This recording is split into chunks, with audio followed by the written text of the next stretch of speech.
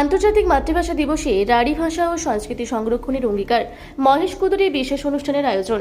ঝাড়খণ্ডের বিভিন্ন আঞ্চলিক ভাষার জননী হিসেবে পরিচিত রাঢ়ী ভাষা সাহিত্য এবং লোক সংস্কৃতিকে বিলুপ্তির হাত থেকে রক্ষা ও সরকারি স্বীকৃতির দাবিতে সোচ্চার হলেন শিক্ষাবিদ ও ভাষা অনুরাগীরা।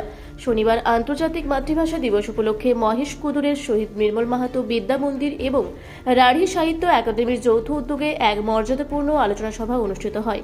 অনুষ্ঠানে সভাপতিত্ব করেন প্রতিষ্ঠানের সংরক্ষক রবিকান্ত ভগত। সবার শুরুতেই আন্তর্জাতিক মাতৃভাষা দিবসের রক্তক্ষয়ী ইতিহাস ও তাৎপর্য ব্যাখ্যা করেন বিদ্যালয়ের প্রিন্সিপাল মানিকলাল মাহাতো। তিনি বলেন, মাতৃভাষা কেবল যোগাযোগের মাধ্যম নয়, এটি আমাদের সাংস্কৃতিক পরিচয়ের শিকড়। রাঢ়ী ভাষার ঐতিহাসিক গুরুত্ব ও সামাজিক প্রয়োজনীয়তা নিয়ে বিস্তারিত আলোকপাত করেন বিমলা মাহাতো ও ঘাসিরাম মাহাতো। তারা রাঢ়ী ভাষার লোকধারা ও সমৃদ্ধ সাহিত্যকে বর্তমান প্রজন্মের কাছে পৌঁছে দেওয়ার উপর জোর দেন। অনুষ্ঠানটি কেবল রাঢ়ী ভাষাতে সীমাবদ্ধ থাকেনি, বরং ঝাড়খণ্ডের বহুভাষিক বৈচিত্র্যকে উদযাপন করেছে। শিক্ষক শিবু সোরেন সাঁওতালি ঐতিহ্যের প্রাসঙ্গিকতা তুলে ধরেন।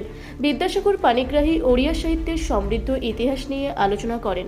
অনুষ্ঠানে শিক্ষক অমরনাথ মাহাতো, পিঙ্কি রানী ভগত সহ অন্যান্য শিক্ষক মণ্ডলী উপস্থিত ছিলেন। পাশাপাশি পার্বতী মুর্মু, প্রতিমা সোরেন, আশিস টুডু, রিতেশ মাহাতো এবং পীযুষকান্তি মাহাতো শিক্ষার্থী প্রতিনিধিরা স্বতঃস্ফূর্তভাবে অংশগ্রহণ করে। মাতৃভাষা সংরক্ষণ কোনো একক লড়াই নয়, এটি একটি সামষ্টিক সামাজিক দায়িত্ব।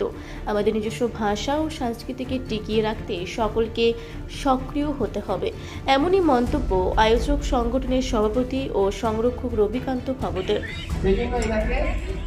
ভাষা সম্রাট হিসেবে আমরা সম্মানিত করব 26 মার্চ, একটা তারিখ বানাবো। আপনারা দেখছেন রূপসী বাংলা মিডিয়া। এখন একটা ছোট্ট বিরতি, ফিরে আসছি বিরতির পর। পুরুলিয়ায় পাত্রপাত্রী যোগাযোগের একমাত্র বিশ্বস্ত প্রতিষ্ঠান বিবাহ পরিচয়। আপনার মনের মতো জীবনসঙ্গী খুঁজতে পাশে রয়েছে বিবাহ পরিচয়। তাই আর দেরি না করে আজই যোগাযোগ করুন বিবাহ পরিচয়। Municipality commercial complex, 2nd floor, Chaibasa road, opposite PWD office, Purulia. Mobile নম্বর 9232440272। ফিরে এলাম বিরতির পর। আপনারা দেখছেন রূপসী বাংলা মিডিয়া।